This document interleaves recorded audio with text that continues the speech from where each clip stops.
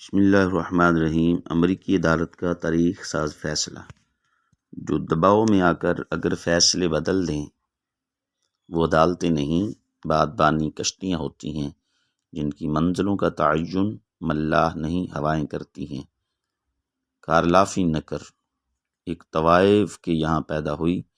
اس کی ولدیت کے خانے میں اس کی ماں ہی کا نام لکھا گیا۔ ماں کی مصروفیات کے باعث نکر کی تربیت کا مناسب بندوبست نہ ہو سکا، لہٰذا گندے ماحول اور عدم توجہ کے باعث 8 برس کی عمر میں اس نے سگریٹ نوشی شروع کی اور 10 برس کی عمر میں اس نے چرس پینا بھی شروع کر دی۔ 13 برس کی عمر میں جب وہ ابھی جوانی کے دروازے پر ہلکی ہلکی دستک دے رہی تھی تو اس کی ماں اسے پہلی بار ساتھ لے کر باہر نکلی، جس کے بعد وہ مسلسل 11 برس تک گناہ کی گھاٹیوں میں اترتی چلی گئی اور ذلت کے صحراؤں میں ننگے پیر چلتی رہی۔ پھر 1983 کی وہ رات آ گئی جب اس نے اپنے بوائے فرینڈ کے ساتھ مل کر ایک جوڑے سے موٹر سائیکل چھیننے کی کوشش میں جوڑے کو ہلاک کر کے یہ دونوں فرار ہو گئے، لیکن چند ہی ہفتوں میں پولیس نے انہیں گرفتار کر لیا۔ مقدمہ چلا، ٹیکساس کی عدالت نے دونوں کو سزائے موت دی، جس کے باعث اپیلوں کا ایک طویل سلسلہ شروع ہو گیا۔ اسی دوران اس کا بوائے فرینڈ جیل میں انتقال کر گیا، جس کے بعد وہ تنہا رہ گئی۔ جیل حکام کو اس حادثے کا کوئی علم نہیں تھا جس نے اس کی زندگی کا رخ ہی بدل دیا۔ وہ لڑکی جو بار بار جیل انتظامیہ کو ننگی گالیاں دیا کرتی تھی، اچانک اپنا زیادہ تر وقت بائبل کے مطالعہ میں گزارنے لگی، اور وہ نشئی عورت جو ہر وقت سگریٹ اور شراب کا مطالبہ کرتی تھی اب زیادہ تر روزے سے رہنے لگی اور اب اللہ اور مسیح کے سوا کسی چیز کا نام نہیں لیتی تھی۔ وہ ایک طوائف زادی اور قاتلہ کی جگہ مبلغہ بن گئی، ایک ایسی مبلغہ جس کے ایک ایک لفظ میں تاثیر تھی۔ پھر اس نے جیل ہی میں شادی کر لی اور تبلیغ کو اپنی زندگی کا نصب العین بنا لیا۔ اس کی بدلتی ہوئی شخصیت کی مہک جب جیل سے باہر نکلی تو اخبارات کے رپورٹر جیل پر ٹوٹ پڑے اور امریکہ کی معاشرتی زندگی میں بھونچال آ گیا، یہاں تک کہ پوپ جان پال نے بھی زندگی میں پہلی مرتبہ عدالت میں کسی قاتلہ کی سزا معاف کرنے کی درخواست کر دی۔ سزائے موت سے 15 روز قبل جب لیری کنگ جیل میں نکر کا انٹرویو کرنے گیا تو دنیا نے CNN پر ایک مطمئن اور مسرور چہرہ دیکھا جو پورے اطمینان سے ہر سوال کا جواب دے رہا تھا۔ لیری نے پوچھا، تمہیں موت کا خوف نہیں؟ تو نکر نے مسکرا کر جواب دیا، نہیں، اب مجھے صرف اور صرف موت کا انتظار ہے۔ میں جلد اپنے رب سے ملنا چاہتی ہوں اور اپنی کھلی آنکھوں سے اس ہستی کا دیدار کرنا چاہتی ہوں جس نے میری ساری شخصیت بدل دی۔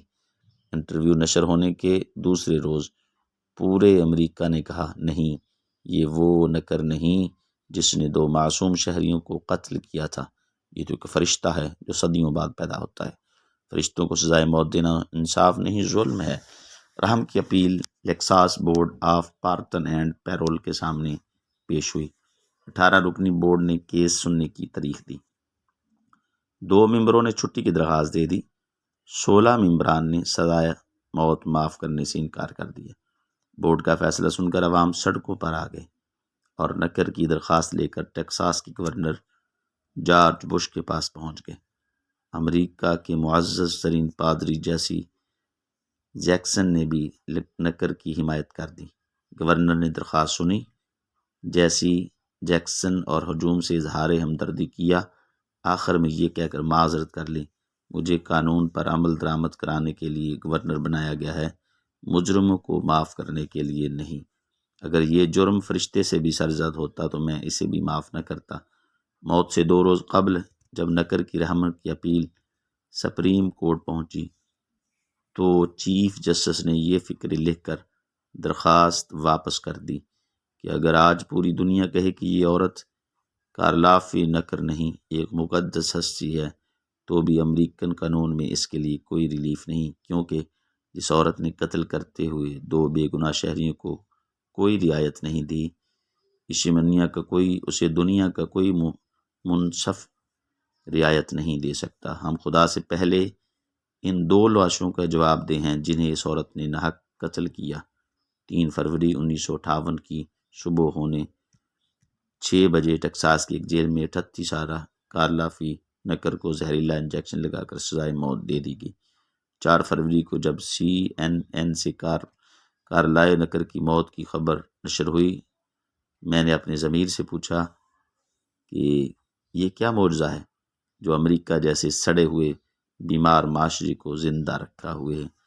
تو حضرت علی المرتضیٰ شیر خدا رضی اللہ تعالی عنہ کا ایک قول حافظے میں چمکنے لگا کہ معاشرے کفر کے ساتھ تو زندہ رہ سکتے ہیں لیکن نا انصافی کے ساتھ نہیں۔ جب عدالتیں حکمرانوں سے متاثر ہو کر اپنے فیصلے بدل دیں، عدالتیں نہیں بادبانی کشتیاں ہوتی ہیں جن کی منزلوں کا تعین ملا نہیں ہوائیں کرتی ہیں۔